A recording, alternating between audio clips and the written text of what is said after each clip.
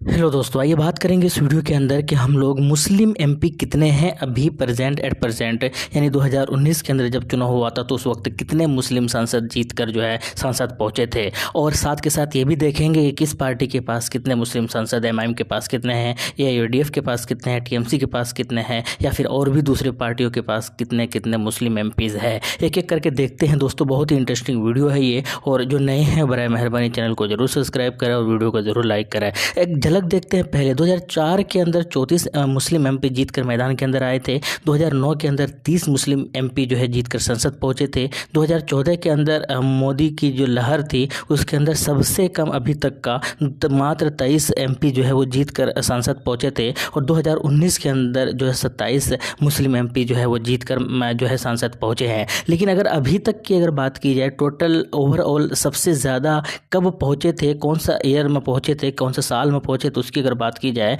तो 1980 के अंदर जो है सबसे ज़्यादा मुस्लिम एमपी जो है वो जीत कर संसद के अंदर पहुंचे थे। और वो है टोटल 49, यानी कि 49 एमपी सबसे ज़्यादा 1980 में सांसद पहुंचे थे जो कि मुस्लिम थे। तो एक ये फैक्ट है, अच्छा था कि अभी तक का सबसे ज़्यादा यही था। लेकिन अगर हम नज़र दौड़ाते हैं दोस्तों तो सबसे पहले देखते हैं क्या है। टीएमसी की अगर बात की जाए यानी कि ममता बनर्जी पार्टी की अगर बात की जाए तो इनके पास 5 मुस्लिम एमपी है और वो पाँचों के पाँचों जो है वो बंगाल के अंदर का ही है। जैसे कि सजदा अहमद है, ये भी बंगाल से ही जीती हुई है। इसी तरीके से अबू ताहिर ख़ान है, ये भी बंगाल से जीती हुई है। आफरीन अली ये भी बंगाल से जीती है। इसी तरीके से खलील रहमान है, ये भी बंगाल से है। और नुसरत जहां जो है रूही, ये भी बंगाल से। तो यानी कि ये टीएमसी की अगर बात की जाए यानी कि ममता बनर्जी पार्टी की अगर बात की जाए तो 5 मुस्लिम एमपीज़ है वो जीत कर जो है संसद पहुंचे हुए हैं। अब इस बात के ऊपर मैं कहना चाहूँगा कि अब ये मत कहना कि कौन सही मुस्लिम है कौन गलत मुस्लिम है। जो ऑफिशियली मुस्लिम है मैं उनकी बात कर रहा हूँ, सही गलत की मैं बात ही नहीं कर रहा हूँ यहाँ पर। इसके अलावा अगर हम बात करें कांग्रेस पार्टी के पास अभी प्रेजेंट कितने मुस्लिम एमपीज़ है तो देखिए हालत इनकी थोड़ी सी खस्ता है और टीएमसी से भी कम है। यहाँ की अगर बात की जाए पहले तो अबू हाशिम खान चौधरी साहब जो कि मालदा, ये भी बंगाल से ही जो है कांग्रेस की तरफ से मुस्लिम एमपीज़ है। इसी तरीके से मोहम्मद सादिक जो है लोकसभा जैसे जीते हुए पंजाब से जो है ये भी कांग्रेस की तरफ से मुस्लिम एमपीज़ है। डॉक्टर मोहम्मद जावेद किशनगंज के अंदर जो है इनकी जीत हुई है और ये भी कांग्रेस पार्टी से ही एमपीज़ है। इसी तरीके से अब्दुल खालिक जो है ये भी असम से ताल्लुक़ रखते हैं और असम की तरफ से लोकसभा से जो जीत कर जो है ये सांसद पहुंचे। तो कांग्रेस के पास जो है 4 मुस्लिम एमपीज़ है एट प्रेजेंट 2019 की अगर बात की जाए, क्योंकि वही आंकड़ा अभी तक चल रहा है और नेक्स्ट ईयर जो है इसके ऊपर इसकी यानी चुनाव भी होने वाले हैं। इसके अलावा एसपी की यानी समाजवादी पार्टी की अगर बात की जाए, अखिलेश यादव की पार्टी की अगर बात की जाए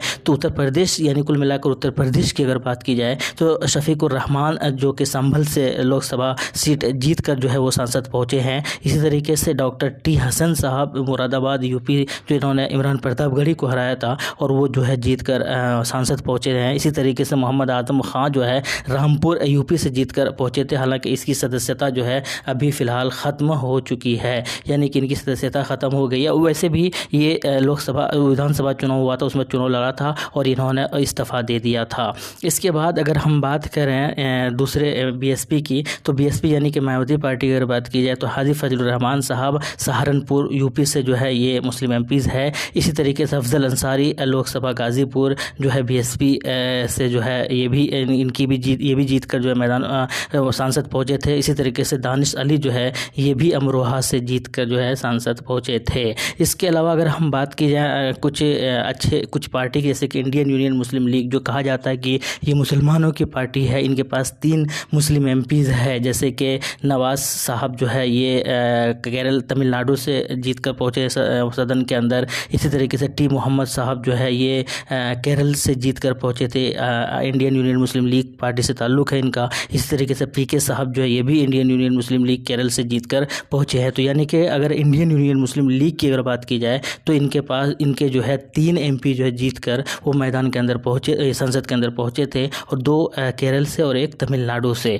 इसके अलावा अगर हम बात करते हैं कुछ जम्मू कश्मीर की, क्योंकि अब जम्मू कश्मीर को भी कंसीडर किया जा रहा है, तो उसकी अगर बात की जाए तो फ़ारूक अब्दुल्ला साहब JKNC से जीत कर पहुँचे हैं। मोहम्मद अकबर लोन साहब JKNC से ये भी जो है जीत कर पहुँचे हैं सदन के अंदर। इसी तरीके से हसनैन मसूदी जी ये भी जो है है जीत कर जो है सदन के अंदर पहुँचे हैं। तो कुल मिलाकर ये जो 3 जम्मू कश्मीर JK-NC की अगर बात की जाए तो 3 जो मुस्लिम MPs है वो जीत कर इस पार्टी से सदन के अंदर पहुँचे हुए हैं। इसके अलावा कुछ डिफरेंट पार्टीज़ की अगर बात की जाए, जैसे कि NCP से PP मोहम्मद फैज़ल साहब जो कि लक्षद्वीप से जीतकर सदन के अंदर पहुंचे। इसी तरीके से CPIM की अगर बात की जाए तो एडवोकेट मोहम्मद आरिफ साहब जो कि केरला से जो है जीतकर ये मैदान के अंदर पहुंचे। इसी तरीके से AIUDF की अगर बात की जाए तो खुद मौलाना बदरुद्दीन अजमल साहब डुबरी जो असम से ताल्लुक़ रखते हैं, असम के अंदर आता है, वहाँ से ये जीत कर जो है सदन के अंदर पहुँचे हैं। इसी तरीके से चौधरी महबूब अली कैसर साहब